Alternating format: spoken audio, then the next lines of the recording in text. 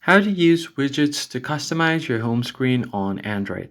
Hey everybody, welcome back to the channel. In today's video, I'm going to show you how you can easily use different widgets to customize your home screen on your Android device. Now, let us just jump right in. So widgets are pretty useful tools that you can use for quick info and productivity.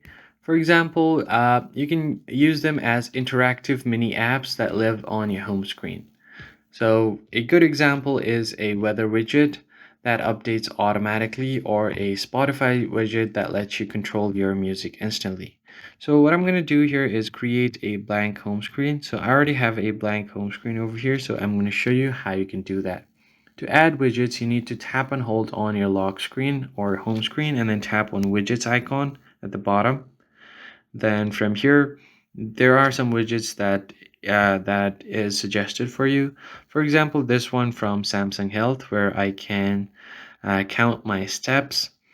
Then you can also go ahead and long press on it and go to widgets again and find other widgets as well. So you can pick one like Google Calendar, Clock, or even Notes.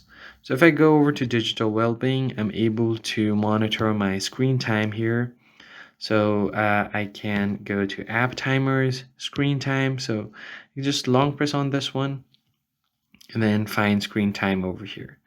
So these are some of the widgets that you can use. I'll do one for music as well. Tap on widgets. Then I'm going to go ahead and find music section over here, or Spotify. Tap on the drop down, tap on the banner, tap on add. And as you can see here, the music banner has also been added. Now, this way you can customize different widgets that different apps provide for you to keep your home screen entertaining as well as useful. I hope this tutorial was helpful. Hit the like button down below, subscribe to the channel, and I'll catch you guys in the next one.